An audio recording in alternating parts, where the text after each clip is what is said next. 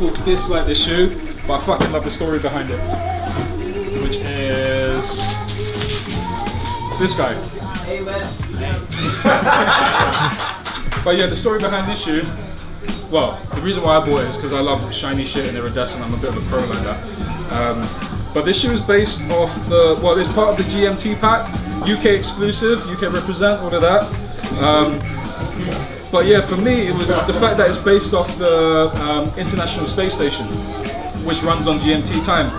And the reason why it's in '98 was because the International Space Station was launched in 1998. I just, you know, I still need to get over this bit. I think when I get over this bit, that's when I might wear the shoe. But other than that, I fucking love the shoe. I agree. That's number one. You guys recognize the box. Pedro's actually wearing this shoe. But signed by the man himself. Oh.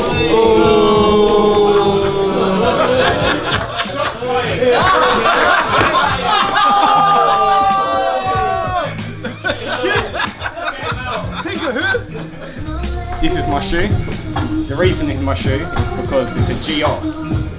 And I like GRs because there's no hype around them and they go with things I wear, you know what I mean? Like, this is my outfit, this is what I like to wear.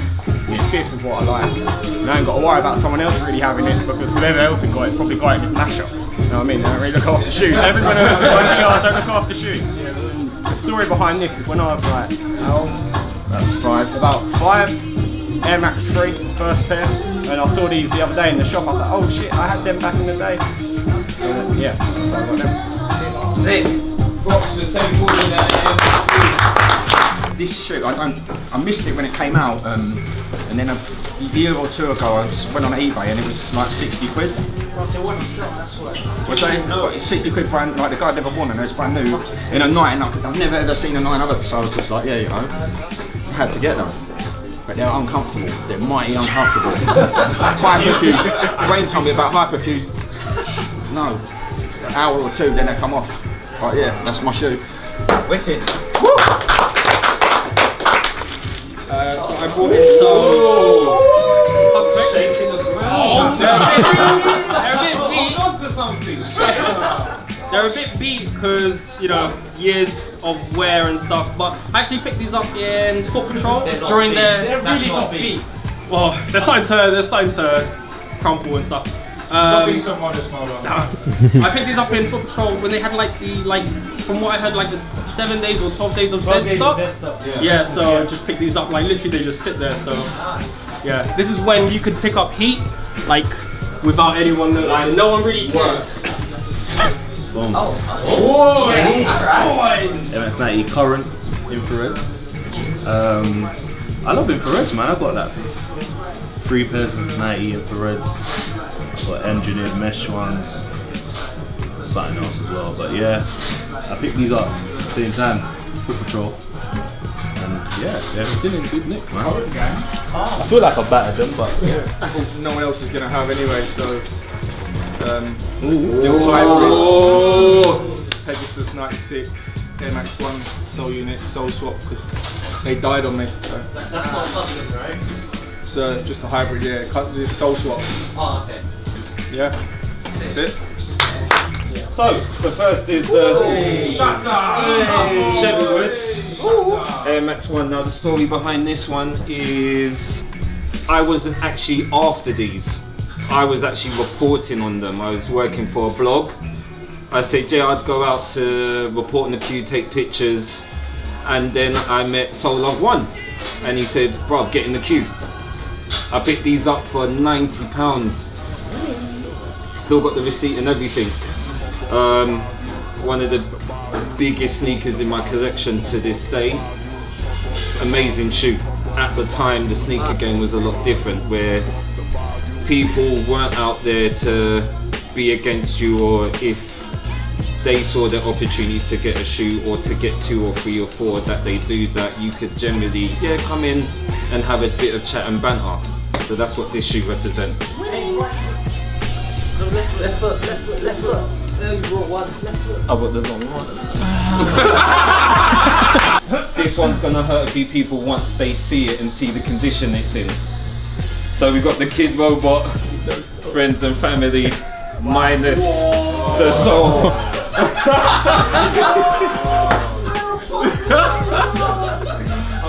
Yeah, Steve was there. So with this one, I'd say it's a grail. I saw one of my boys, Soul Love One, with this pair, and he had my size at the time. I said, yeah, I'll buy that off you. He said, yeah, a lot of money. I said, no. So then he sold it, and then I went on the hunt to find my own pair. Found it, dead stock, and it was going after the Masters last Air Max day, running to Offspring. Steve was there. I start hearing the soul gone. Had to keep running. had to keep running, like. Your soul's just somewhere in Soho? No, it's at home. I saved it. But this is another one of those that it's a unicorn to have this in this condition. Yes, sir. Why haven't you put the soul back on the ship? I went to resold them, and the guy in the shop said, I'm not touching those, they look very valuable. Mad. He kept it real. But yeah, very rare one in my collection again, and it hurts me that it looks like that. Can I touch it? Of course you can. It's not the first time he's been asked that. Holy shit. The next one is the Back to the Future Bespoke Air Max 1 that I did at 1948. Now, since collecting, the conversations that would come up is, imagine if you could do a shoe where you could change every panel, put any idea onto a shoe. As soon as they announced it, I got my slot and I made this bad boy, because my grail is the mag. So I thought, you know what, let me celebrate that and make an Air Max 1 that represents that. So the other foot is reverse of this shoe to represent the Bruins and the mags on the smaller section. So yeah, and also in regards to collecting, this is a personal thing. Like, you don't do it for the likes or the gratification from others, you do it for yourself. And I think that's what is represented in a Bespoke Air Max 1. You do it for yourself and no one else. The piece, the resistance. Everyone knew it was coming. The Air Max 1 Master, Friends and Family. With this shoe, it represents a moment in time where you think you're only there collecting and no one's actually noticing, especially this day and age when it comes to social media. It's just a massive thank you. When you hear a lot of the jibes and a lot of everyone trying to clamber over everyone in this sneaker game, it's nice to be appreciated and to have something that through social media you can share with everyone. Anyone that knows me knows that when they see this, I won't just like, no, this is me, I'll pass it around, I'll let people see it. But for me personally, this is a massive thank you, and this is something that when you hear all the nonsense in the game, I can refer back to this shoe, and I really appreciate and remember how good it was. So those are my ones. Okay, I'd like to take some guesses. What would people guess it's gonna be? It's an Air Max. That's not an Air Max, but technically it's an Air Max. Correct. You ready? Camera's ready, yeah? Oh! Oh! Just leave that there to, you know, so obviously you got zoom in it, so it's an Air Max. It's not really an Air Max. Zoom Max. Yeah, Zoom it Max. is, exactly. Yeah. So, Yeah. it's mad. I don't really have much to say about it. I just thought the strap was sick, so. Yeah. Where did you get that shoe from? I think I got it from, I got it from eBay. I think it was like $300. Yeah. The cover grade. That's the diamond turf one. Yeah, Yes. exactly, yeah. US only release. Yeah, so it's not Oh, coming shoot. here. No one else is gonna have it. Happy days. I used to work at Nike, that's how I knew Mill. And when I was working with Nike, I had quite a few pairs because that 40% discount goes a long way, right? And my little sister used to like watch me all the time, and she was like, one day I'm gonna get a shoe for you. So you created the beast? Yeah. If anybody doesn't know, his sister is Jojo Vandal Kid. Oh! Yeah. I swear! Yeah. So we started competing, and this was the first shoe that she got that was like, oh shit. All of a sudden I went from like teaching her and showing her what's coming out and all that stuff, and she just went mad. And I was just like, I need to get this shoe. I only just picked up this week. Took a while. Took a while to find. Only picked it up for about 130 on eBay. Boy, fuck off. I've been watching it for about 3 months. The guys brought it down from 180. Yeah. And last week I was just like, yeah, I'm buying this shoe, and this is it. It's finally mine. Yeah, that's my story. So the first one is this. So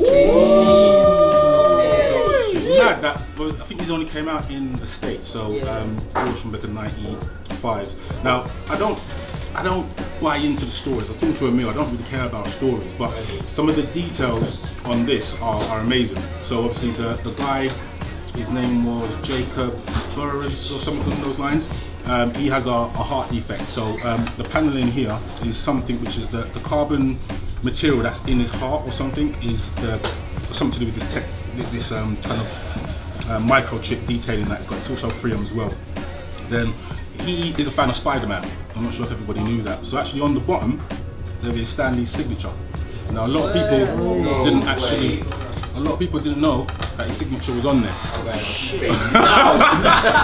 So as a Marvel fan, like I had to grab these, and some other little details as well. Like so, obviously that's his initials, JB. Now the actual B is a 13. So the year that when he designed the shoe, he was actually 13. So like, I've worn them as well. I tend to try and wear all my trainers, but Spider-Man, the little details. This is why that's here. And then last one from me is that. And you know what? It's gonna sound so stupid. The only reason I like this shoe because of the colorway and whatnot, but it's just that. It's just literally just that. And that's the only reason why I've got that here. So I did cheap. I bought two. There you go.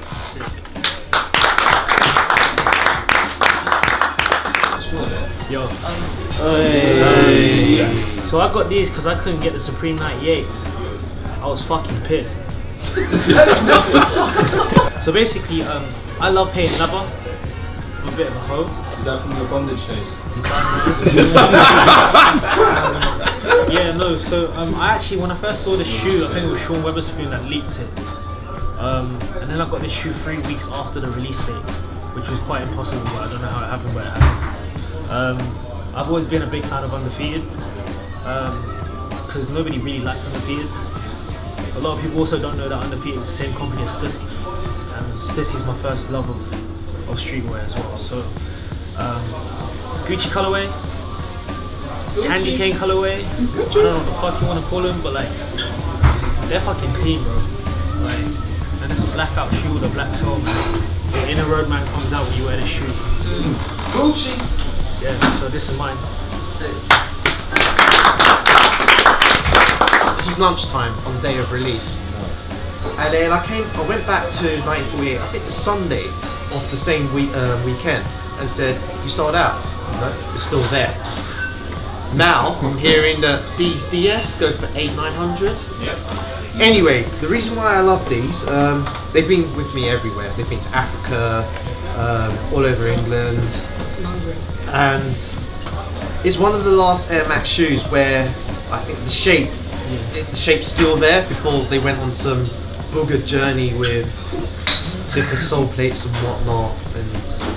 And I think, Dwayne, correct me if I'm wrong, wasn't there a story whereby Patta said that they were only doing the pack if they could use the old shoe plates? So Patta was very particular on that shoe. So it was just a play on the classic OG colorway, but obviously with Amsterdam influences, and they went out saying that if we're not allowed to produce a proper OG shape on the shoe, it won't come out.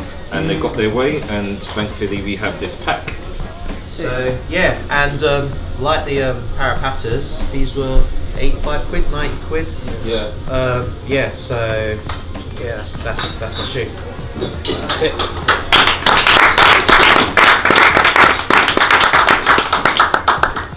Yeah. So there you have it. A lovely variety of different Air Maxes.